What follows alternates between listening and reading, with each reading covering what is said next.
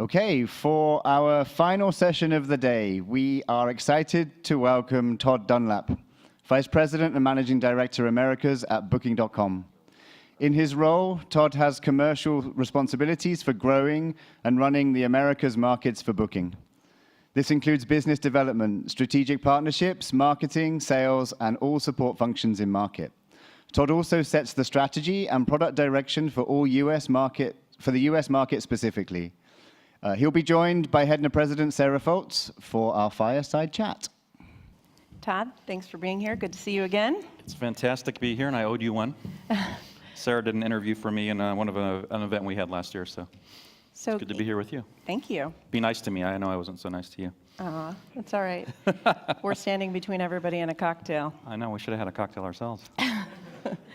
So Ian did a nice intro for you, but tell us a little bit further about your role at Booking.com, how long you've been there.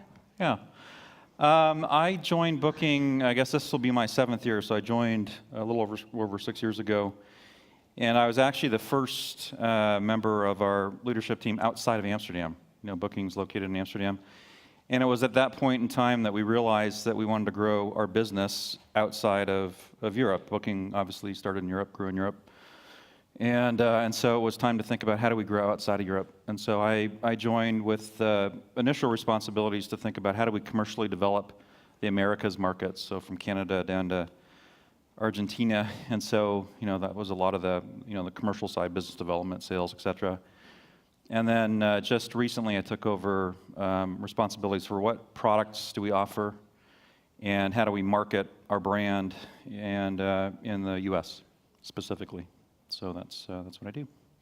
So and no hospitality experience before Booking, so that's okay. I come from tech, so my claim to fame is Xbox. I did Xbox. That's pretty exciting. That makes me cool to my daughter. Yes, and a lot of people. Yeah, that's about it. So that's all I got. We were just, I'm gonna share our fun fact. We each have a fun fact that we just were talking about. So I left HBSI in 2007. HBSI was in their heyday then. Everybody wanted to hire me. I was flying all over, interviewing, kind of having fun, taking a little break. And I interviewed with this company that wasn't really well known then called Booking.com. And they offered me the job to open up the San Francisco office. And I turned them down. Yeah. And the girl that interviewed me and was going to hire me is now retired, running a vegan cheese shop in New York. Yeah. And every time I look at the Booking.com stock price, I get sick to my stomach. Yeah, she's comfortably retired. Let's put it that way. Yes. Thanks. Yes. And your story is? Yeah, I could have been employee number 12 or so at Amazon. But who wants to sell books online? I mean, there's no future in it, really. So here we are. Decided to sell hotel rooms online instead. Yeah. On stage at HEDNA. Here we are. Well, this is pretty cool. Yeah, right? Yeah. This is All pretty right, cool. so tell us, kicking off 2019, what's on your mind? What's your focus? And most importantly, what keeps you up at night? Yeah, let's see. I'm kind of a what gets me up in the morning guy versus keeps me up at night guy. But I guess, something I'd say, I'll start small and go bigger. I'm on my 8th day of an 11-day trip, so I travel a bit, like I know most people do. And, the thing that I still get really excited about is we've come a long ways in the amount of time that we've been working at this kind of online, bring the internet to travel thing. But there's still so much left to do. There's still so much left to do. There's so much friction. I checked into a hotel that I stay at all the time. And I know the person. I actually know the person's name. A hotel, not a hotel. Short-term rental. No, not a short-term rental. Okay. We'll talk about that later, I'm sure. But a hotel, and I know the person's name. It's John. I said, "Hi, John." He said, "Hi, Todd. Todd, I need you to fill out this form." I said, "Really? I just filled out that form. I filled out that form. This will be the 57th time I filled out that form. You still need the form. Don't you have another? You must have one laying on the floor because I filled out that form so many times." But there's still so much opportunity left to remove friction from travel, and some of it's controllable, some of it isn't. But I get excited about the opportunity to continue to really embrace all the technologies that are coming to bear in a next generation of how we think about travel and solving customer problems in travel. So that gets me excited. Broadly, stuff that keeps me up at night. I mean, yeah, I think the stuff that probably keeps everyone up at night, I wish we had better trade relations with China. I wish, Brexit is certainly interesting to me. The whole north part of our country is frozen solid. So there's things like that, but those things come and go, and they always will come and go. It's more the stuff that gets me up in the morning that I'm excited about.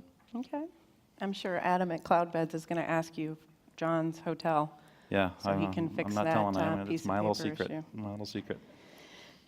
All right, so let's talk about short-term rentals. So I'm going to admit to the audience, and I told Cammie from Airbnb as well, that I have... Who? Cammie from Airbnb. I know Airbnb is who, right? Let me make a note. I'll follow up there. I've never stayed in a short-term rental or alternate accommodation, and I just can't do it. I'm a hotelier through and through. So let's talk about that for a second. And short-term rentals and what Booking.com's doing, and how hoteliers should feel about that, and where we're at versus where they're at, and in the way that Booking.com or Booking Holdings views us versus the short-term rental market. Yeah, I mean, we've actually, I guess we were actually in the rent a home, rent an apartment, rent an igloo, rent a boat space before it was really cool. So we've been doing this for a long time. In fact, about half our inventory was that type of inventory for a long time. We actually even, we as a culture and as a company, we're a very kind of hypothesis-driven, test and learn, figure it out type company. And so even a few years ago when I first started, we thought, which I think people still struggle with a little bit, it's is it a different audience? Is it the similar audience? What is it, right? Is it cannibalizing? Is it not cannibalizing? And so we, for those who've been around for a while, might remember, we actually launched a product a few years ago called villas.com. And the pure reason why we did that was to learn. Let's just learn. Let's just learn customer behaviors. Let's understand if those behaviors are similar to customers on conventional Booking.com. And what we discovered pretty quickly through the testing and the learning is that the customer is similar. But what customers actually like is choice. And so sometimes it's great if I'm bringing a family to a lake to stay in a house, and sometimes when I'm traveling on business, I want to stay downtown in a hotel because I know what I'm going to get. So we haven't seen the cannibalization take place, but we definitely see that the audience coming now to Booking.com, because we have the breadth of inventory, they choose all types of the inventory that we have available to them. So I haven't seen the cannibalization, but I definitely know that customers appreciate the choice. So I have to ask you what your preference is, and is it different if you're traveling with your family or if you're traveling on business? John aside? Yeah, exactly. Okay, all right, John all right. aside. Yeah, Exactly. yeah. Yeah, I think I'm probably the demographic. When I'm traveling for business, predictability is big for me, and so I like to be able to know what I'm getting, and for the most part, I'm there for maybe 4 or 5 hours. So, getting what I need is great, and yet when I travel with my family, it's nice to have the amenities and perhaps the bigger stay. Let's say it that way. So Makes sense. So I do it all. Awesome. And you haven't stayed in one yet? I haven't. I don't think I can do it. All right. I know I work for MGM, but I favor boutique hotels, so Okay. I can't give up room service and We'll have to everything get you to else stay in that an goes. igloo. We'll get you to stay in an igloo. See what you think. All right, let's talk about tours and activities. You acquired Fair Harbor early last year. We did. And that's for booking activities. But on your platform today, you have to actually book your room, and then you can book the activities. So do you plan on integrating that within the platform? Do you plan on becoming a full-service OTA?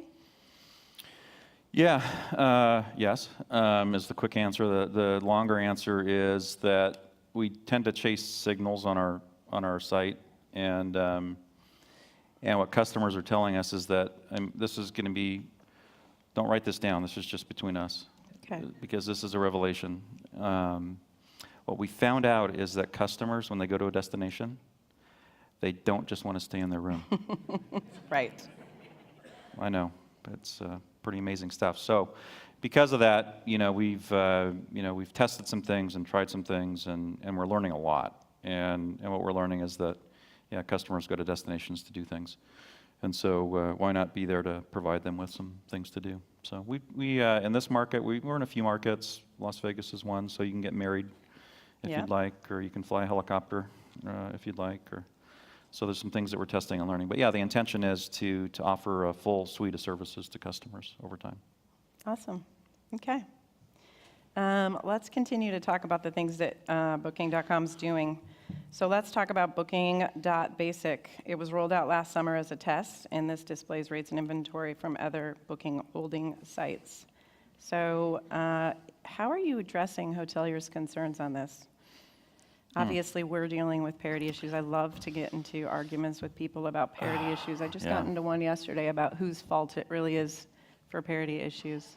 What are your thoughts on that? I'd say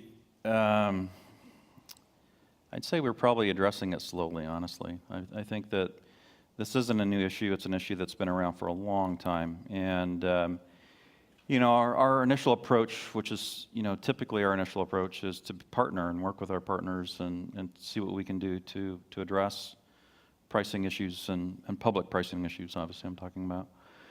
And so the whack-a-mole thing didn't seem to work for either one of us.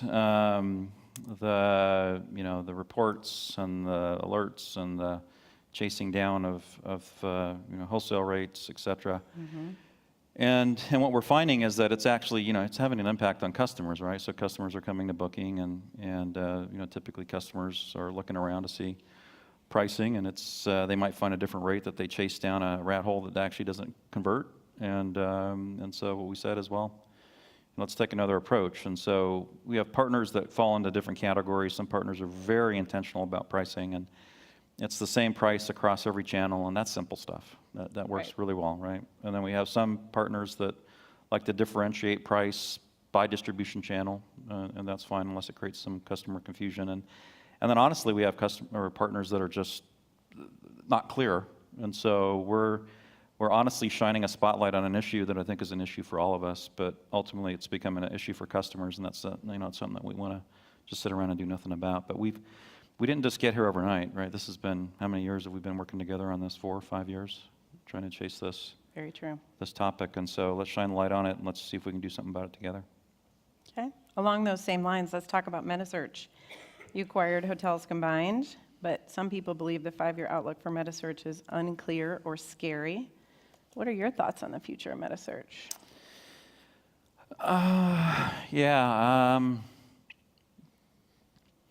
The philosophy that we have, and this is a group level philosophy, but certainly it's common on Booking specifically, is we want to be where customers are, right? So we're going to go to where customers are at, and so certainly we started off. I think people know that we do a pretty good job at performance marketing, and we spend a little money on Google. And so we've been doing that for a long time, and certainly the introduction of the category of metasearch was something that we were at first interested about, curious by, and now certainly fully participate in. In fact, we were the first participant in TripAdvisor's Instant Book capability, just to learn from it. But as far as like scary outlook, well, I guess we have to step back and look at the value proposition of all the demand channels and understand where they're unique, and where they differentiate and where they add value. And I know people talk about OTAs in the similar vein. So, I think it's maybe on those lines. If Meta is just a place to go compare price, and back to your previous question, we start to do some work together as a collective industry to address price, then we'll see. Okay. So Sebastian Leitner was interviewing Ovi from Expedia earlier, and he was asking him to answer Expedia, that other one. These names that you're saying, I don't know. I know. Who are these people? I got to do some more research. I'm sorry. And he asked him to answer for real about voice. So what's Booking.com's approach to voice and the future it might serve in technology? Yeah, we and travel. Yeah, technology. I mean, obviously we're a technology company, but we tend to we tend not to be a company that's necessarily going to deploy technology for technology's sake, and voice is a good example of that. We want to understand the customer use case and understand where it brings value. I know we had an earlier speaker, I missed the actual presentation from Amazon, and we're doing some testing with Alexa and trying to understand if there's some opportunities there on the voice front. But we're really trying to understand what's the beneficial use cases for voice, and yeah, I'm sure voice is going to continue to. I mean, it certainly is going to, right? But we want to understand how and how that adds value to the customer. We don't want to introduce confusion or have the customer in a situation where the technology is leading, not the value. So, but yeah, we'll definitely continue to test voice, learn from voice, and continue to introduce it in scenarios that make sense to customers. So along that same line in technology, Booking.com runs 1,000 experiments a day with the idea to provide a system that meets all the needs for the customer. So what is your guys' approach to experimenting with new technologies? What does that process look like? Yeah, so we, 1,000 plus experiments that we're constantly running. So, it's likely that if all of us in this room were to go to the Booking.com site right now, we'd probably all get a different experience, and that's my intent. And so, yeah, we're silly things we find prove to be valuable in driving conversion. And so we're constantly in search of those silly things, so to speak. And then we're also trying to introduce certainly some behavior modifiers, things that we think would be good for customers and beneficial for customers that we're testing and learning from. But yeah, we're constantly testing, constantly learning. That's just kind of how we do it. Yeah. Is that your question? Did I answer it? I answered it. Sort of? Okay. Yeah. All right. You're good. Yeah. I'm sure we'll have some more audience questions on that. Okay. So Todd knows this is my favorite question, being in Las Vegas. Packages, packages, packages. So today you partnered with Priceline/Agoda for hotel and flight and hotel. How is that working, and what can you share any future plans with us on packages? Yeah. So we do today. If you go to Booking.com, you can click away to one of our sister brands to book a flight, to take a look at integrated flight and hotel pricing, et cetera, through packages on Kayak, et cetera. But it's definitely something we're testing, and no big reveal today. Okay. But just know that especially in some specific markets, we're seeing it as a real viable way for customers to achieve some value. Well, as MGM, I'm always raising my hand to test with you. I know you are. Yes. Your hand is always there, and that's good. So stay tuned. All right. Continuing down the line of things that Booking.com is working on, let's talk about Booking.com for Business. What's your growth plans for this sector? Yeah, that was another surprise test. We,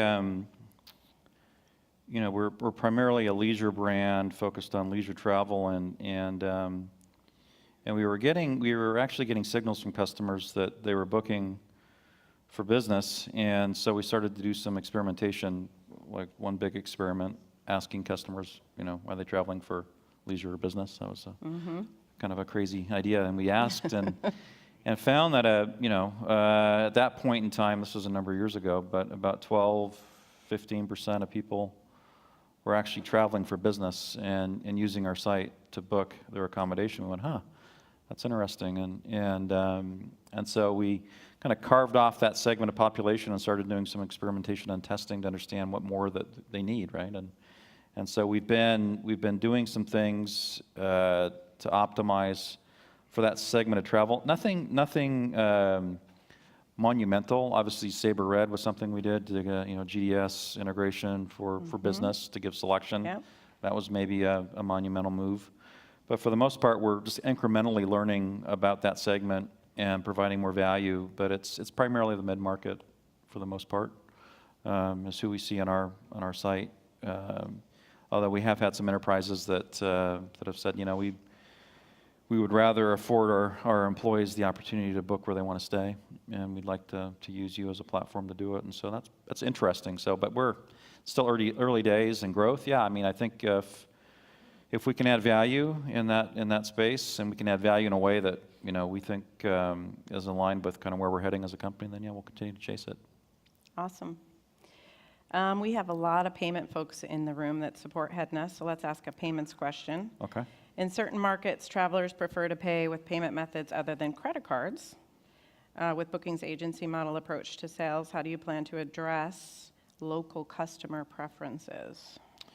Yeah, so we're if you look at Booking as a two-sided marketplace, customers and partners, we've been doing some work on the well, I guess both sides of the equation now for some time. Not in this market necessarily so much, but certainly in Europe, certainly in Asia, we're experimenting with on both sides. On the customer side, different payment methods and types, and so whether it's obviously if you're in Asia and you're not doing mobile pay, WeChat, Alipay, et cetera, it's a real frustration. And so we've been doing a lot of work on the customer side, but also on the partner side. Partners have been asking us for some time, on the agency model, there's some benefits and some issues if you're a partner, valid credit cards, et cetera. And so we are testing taking payment on behalf of partners too in a number of markets. Again, not in this market yet, but stay tuned. So we know payments is a big issue, and especially as to your first question, as we broaden beyond the accommodation, if we're offering in-stay services, or we're offering events, et cetera, experiences, attractions, many of those require upfront payment, and so we're going to need to be able to figure that out over time. So absolutely, we're definitely on a path towards that, and we're doing it in many countries around the world right now. Okay. Future regulation. How does Booking plan for and manage the constant regulatory changes affecting you globally? Europe, Asia, et cetera. Yeah. It's always in the news. It is always in the news. I guess it's a big question. Simple answer is that we always, I guess, it sounds like an odd answer, but we're fine with it. We're fine with regulation. I think regulation, if you look at the core of much of the regulation that we have in our space, it's, there's a couple things, right? One is on the consumer side, typically safety. And one is on the municipality or governments, and it's pay me taxes.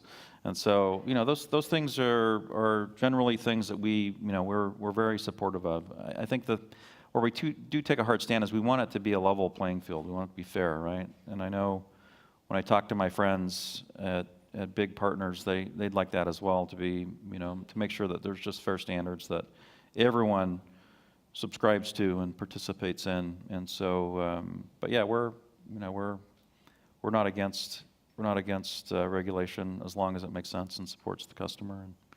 But we do want it to be a level playing field.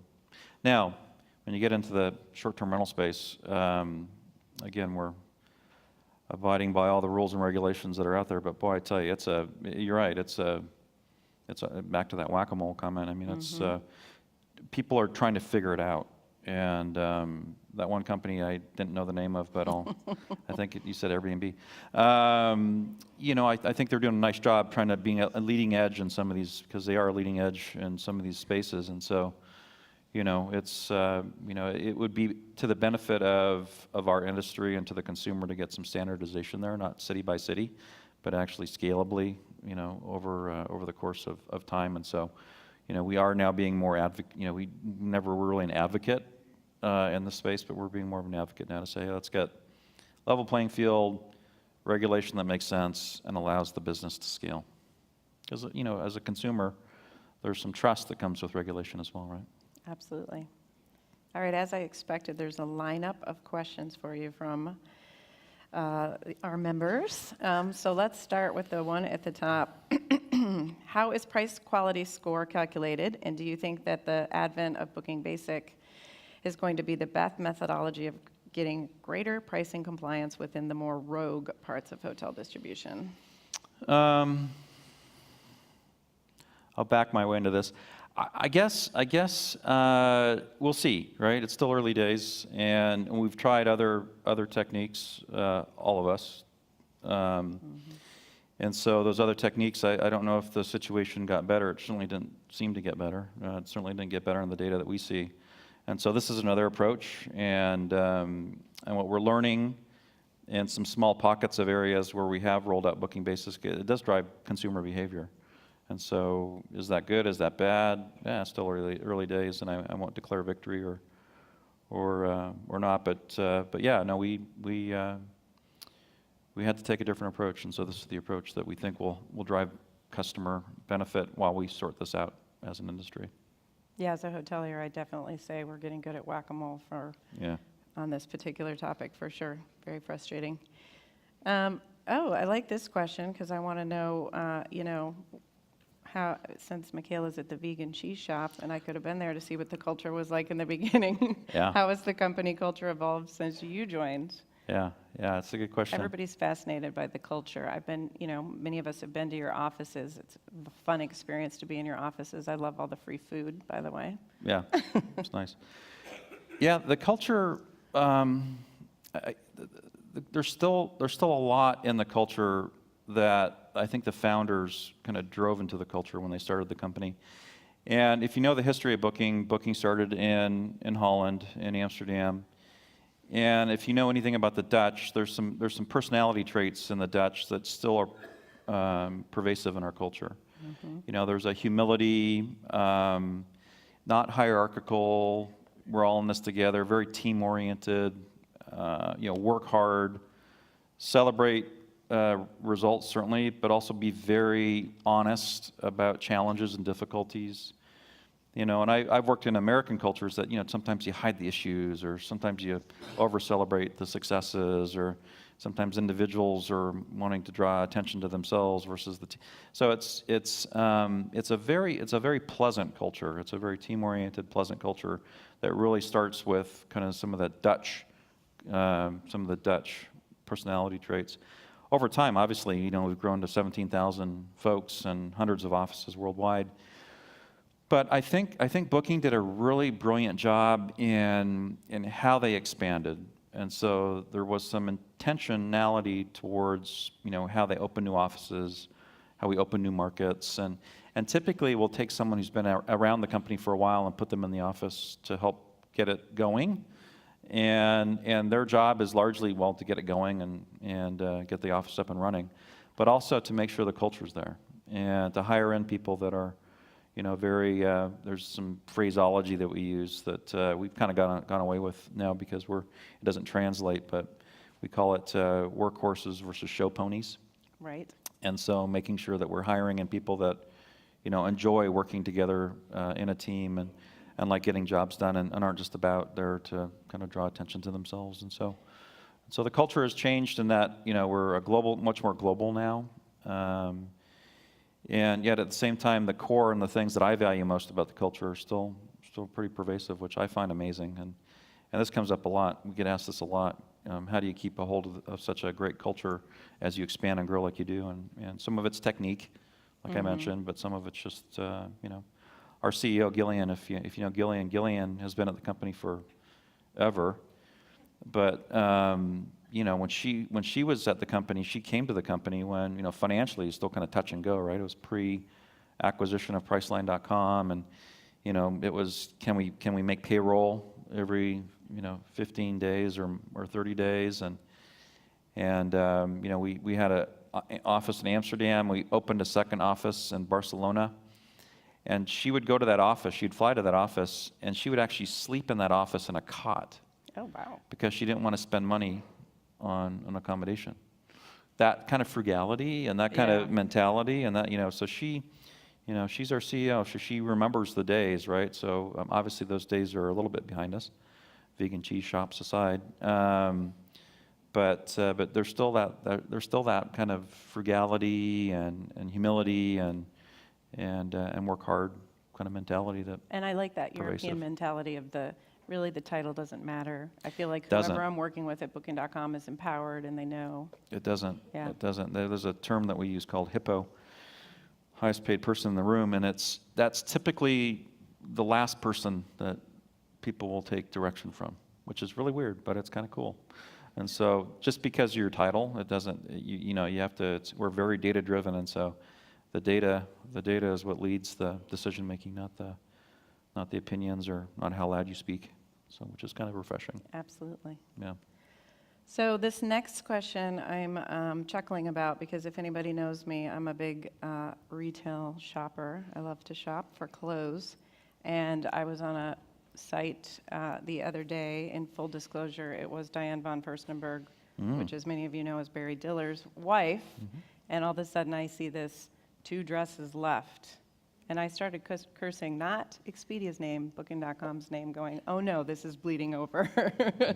So the question is, some would say that Booking is the travel industry leader in negative selling, scaring customers to buy now or else. What would you say to these people? There's a funny story behind this, and that is that you asked me that question earlier about regulation. And if you know the root cause of some of that technique, I guess, on our site, it was driven by regulation originally. Okay. It wasn't something we thought up and said, let's create this false sense of urgency. That's interesting. It was regulators saying we needed to be fully transparent on amount of inventory, and so it turned into techniques that I know in some cases drive action and conversion, in other cases drive hair pulling out behavior, and so I get it, but yeah, no, there's some techniques that we use that were regulated that we still use today, which is kind of ironic. I guess this means I'm not a good moderator. The word mobile Yeah, what are you hasn't been doing? uttered in this session. I put my phone here though to make it look like it's kind of, yeah. How do you assess Booking.com today on mobile? Do you have mobile-specific plans that hotels should take advantage of? Yeah, mobile's obviously a big deal, and a lot of our businesses move mobile. This market, over half of our business is mobile. Certainly in some Asian markets, it's much higher than that. And so we are a mobile-optimized business, and continue to learn of ways to differentiate our mobile offer. And so whether it's, I think where our web-based offer tends to be scalable and fairly consistent, we find in the mobile space that we can actually test and experiment more local.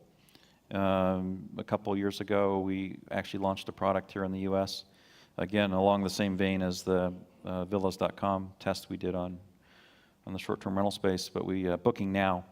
And so I know Sam Shank's going to talk later or tomorrow, or he's here. Tomorrow, yep. And it was an experimentation along the same lines. Hey, the customers want a separate app to be more, I guess, focused on understanding where they are and using that understanding to drive more selection and choice relative to last-minute booking.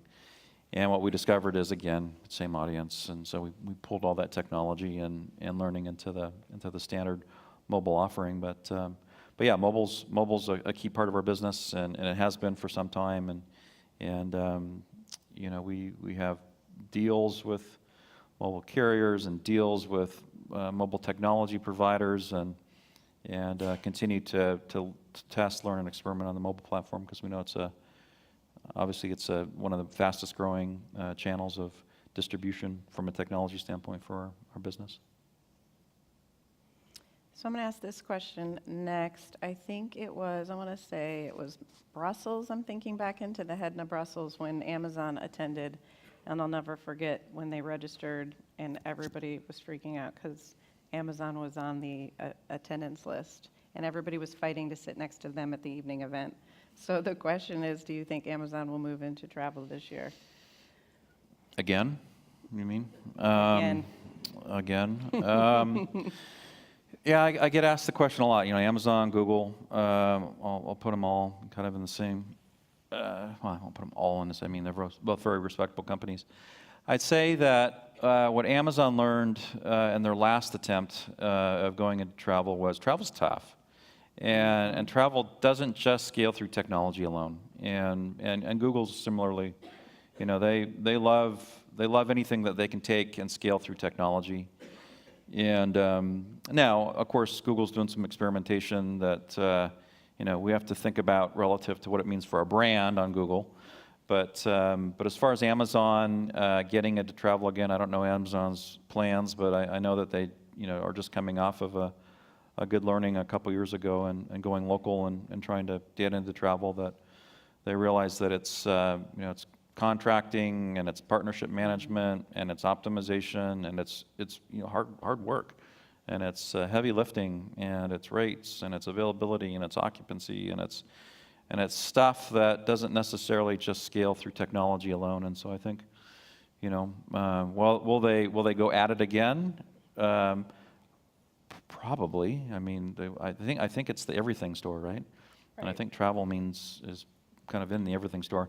Will they go at it in the same way they did last time, trying to build it their own way, or will they go after it through partnership? I don't know. Let's find out. So that leads to the next question is, what is Booking.com's future plans and what's the next big thing? So do you have something you want to announce today? Wow. Yeah. Unveil it here at HEDNA for us? Yeah. We're buying, no, I'm not. Gosh, I think it's a bunch of little things that become big. Yeah, no, I think we've already talked about it. I think it's the big thing I think we've been talking about, and that is that we're really, as a company now, evolving beyond just the accommodation, and that's a big thing for us. And so we go from a company that's really been pretty singularly focused for 20 plus years, and a pretty brilliant model, the agency model, and I think arguably through a performance marketing channel that we became pretty good at over time, and now we're getting into different lines of business, and now we're getting into different ways to market, and now we're looking at taking payment, and so all those things are big things, and when you add them all up, I was joking over lunch with someone that they asked me what's keeping my attention these days, and it's like, typically our planning process was pretty simple. We just said, how much did we grow last year? At a certain percentage, and we grow that much. It was really, our planning process was like 10 minutes. And now it's a lot longer than that. It's months of trying to understand, because we have our core business and we have incubation businesses and we have businesses that are accretive to each other, and so all that work is a big deal. And so but we're excited about what it can do for the customer if we can get this thing all right. So, and then you ask questions about what role does technology play, and AI comes into that, and we've been using AI for some time now, and in fact, if 60% of our English-based customer service questions are handled via AI at this point, which it's gone from 0% to that amount in an amazing period of time. So AI and machine learning, and you asked the question, about other technologies. There's a lot going on right now at Booking, and we're pretty excited about it. So that's the big thing. A lot of little things. I'm going to ask another payment question. With the movement toward packages, how does that change the way Booking looks at payments? Does it mean you're going to move away from the agency model? No, we'll still offer the agency model, but we'll introduce payments over time. All right, the one at the top is, how does Booking.com view incrementality, and what is its value proposition to the big chains? Yeah, I mean, beyond just a source of demand, I think there's other things that we do for partners, and that is, obviously we're a global company, and so, whether it's finding demand on different platforms that aren't Google, as an example, whether it's providing customer service. We have 17 customer service sites around the planet that provide customer service in 42 languages, which is a huge value add we find for partners as well as customers. Whether it's technology, I mentioned AI, but also mobile, and so technology, support, service, and demand tend to be things that we bring to not just chains but all partners. How will Booking.Basic work from a customer standpoint? So It's a basic rate, non-refundable. Yeah. So when you're out there and you're a customer and you're searching and you find a property, you can buy it at. It's almost like what the airlines are doing recently with you can first class, comfort class, something in the middle class and basic class where you carry your own bags and they don't even look at you. Yeah. Yeah, it's the basic rate that's available. It's non-refundable basic rate. Since Booking.com has divided both China and America as independent regions, there are additional resources supporting these two regions, especially offline advertising. What's Booking.com's expectations for the two regions? Growth.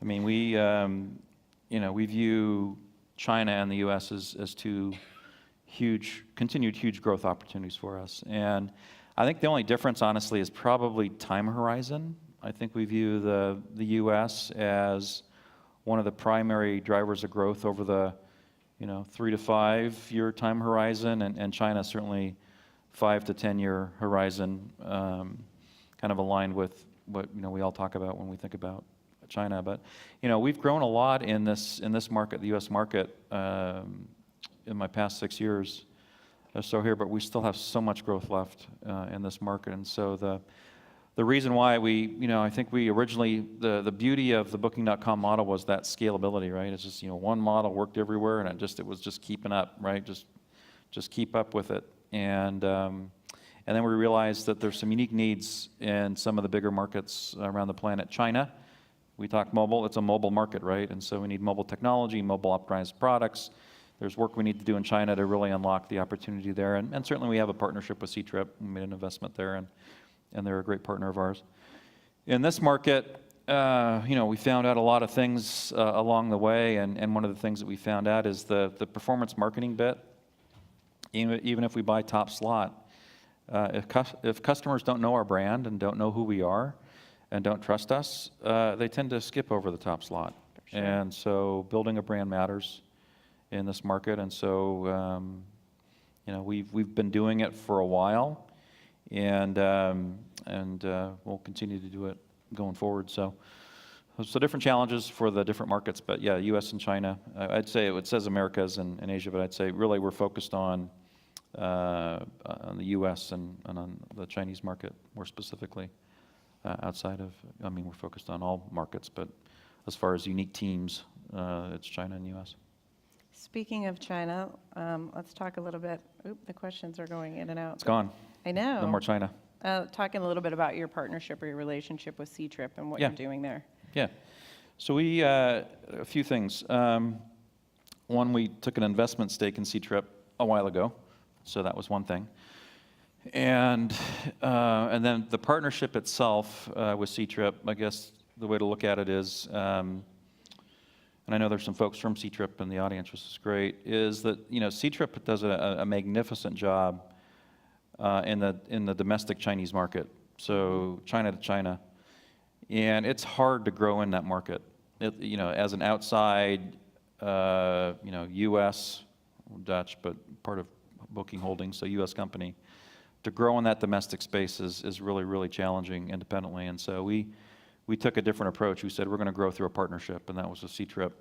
From Ctrip's perspective, and the gentleman that was up on stage earlier today had mentioned it, is that a lot of Chinese is outbound, and so if they're outbound travel and they're going around the planet, that's where Booking really provides a ton of value with our 2 million or so properties, or 26 million or so units. We provide solutions for China outbound to Ctrip. So we're the outbound arm, they're the domestic arm. We work together, and that's the essence of the relationship. And then we also, as a holdings group, have an investment stake in Ctrip.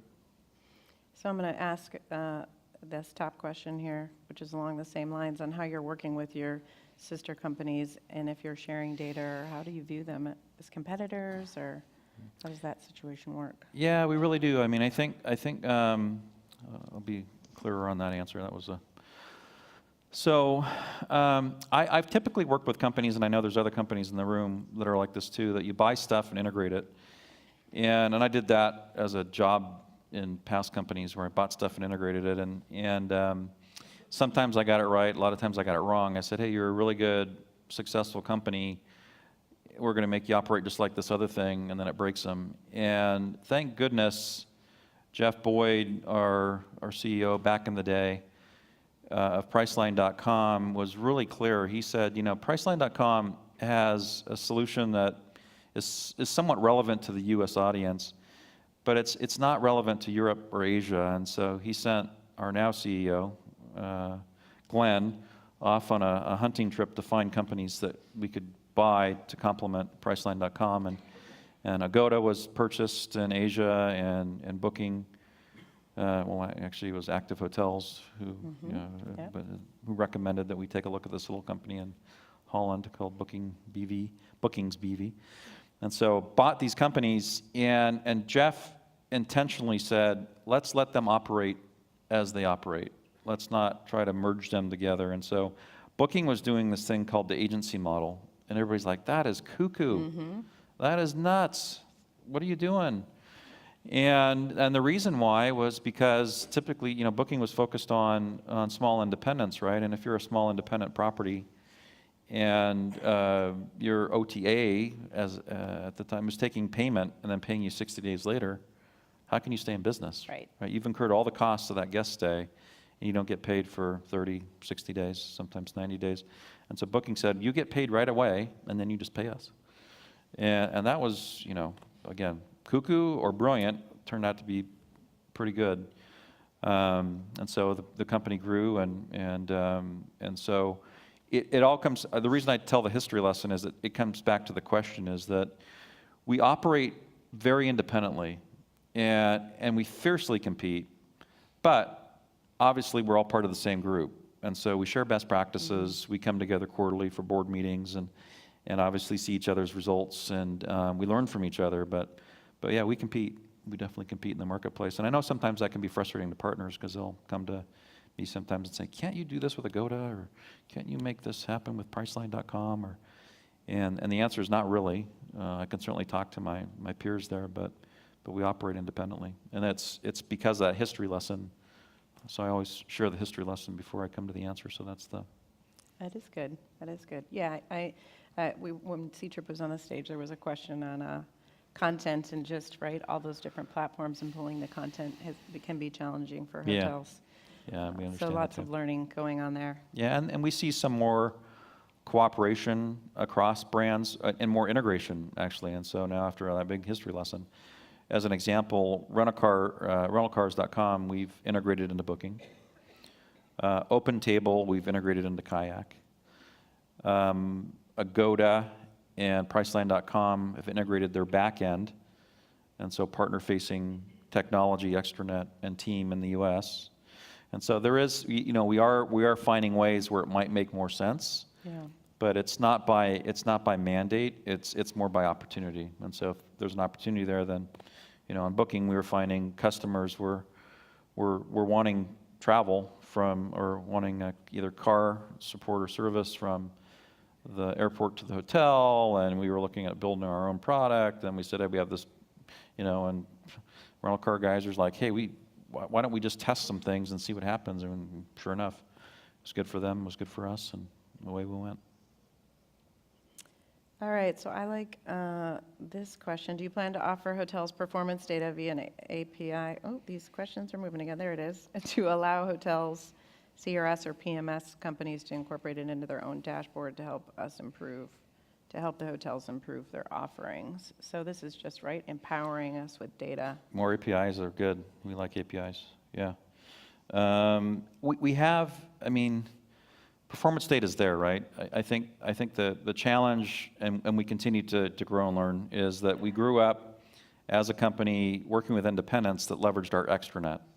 And that's not MGM, that's not big chains. That's, obviously big partners have multiple distribution channels and multiple, and they manage that in a way that we need to then push data. And I think that's the source of the question. And it's certainly something that we're looking at, absolutely. The data's there. Yeah. It's just a matter of how to get it from there to you in a way that's readable and usable and can drive performance for your business. But it's all there, and we've done a lot of work on that over the last few years to make sure that we have it for you. I'm going to go back to this culture question. Booking has become so big so fast. How does SLT stay day one oriented? I guess it does go back to the culture bit I mentioned earlier, and that is that, there is an amazing humility in the company, and there's no, it's funny because I go to Amsterdam a lot, and that's where most of the leadership team is, and I also live in Seattle, so I can see the contrast, right? So in Seattle, I'm surrounded by places like Amazon and Microsoft and Starbucks, and I won't say the E word, but Expedia, and a lot of big headquarter companies. And I see Ferraris and Lamborghinis and Porsches, and and then I go to Amsterdam and I see our CEO riding her bike to work, because that's what she does. Yeah. That's what you do. You ride your bike to work.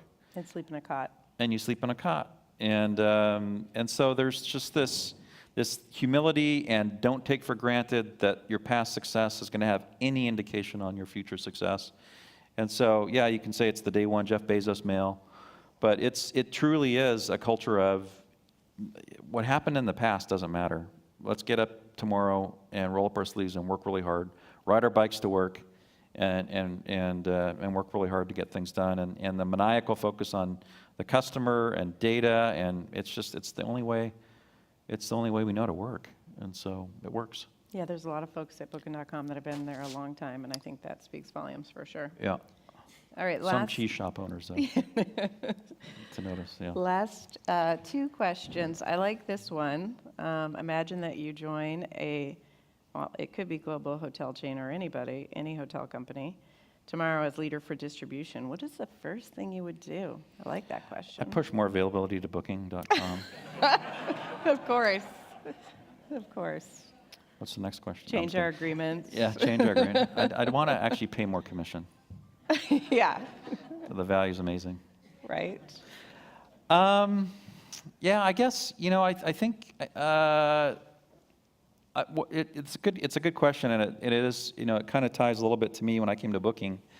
I had to dump some of my behaviors from working at conventionally American companies on their head, honestly. Because I'd come in with, opinions and ideas and maybe philosophies, and I remember the Dutch would look at me like, okay, what does the data say, Yeah. right? And so I have some of those conversations today. Not a lot, because I've seen a lot of evolution in the industry over the last few years. But I'd want to understand who my customer is, what they want. I'd understand that the data, really getting into the data and understanding the behaviors of my distribution channels and direct, including direct, and understanding how direct works and the cost of direct and cost of distribution, and really understand how customers want to experience my product, and not from a hospitality perspective, but really from a channel and distribution perspective, and then how do I optimize? Right, and as a hotelier, I'd say we're sitting there banging our head against the wall trying to get the data a Yeah. lot of the times as well. Yeah, Goes back to the systems and technology. that's true too. All right, so the last question, I'm not even sure if this is for real or not, right? Google. Is Book on Google a threat? Of course. I think that,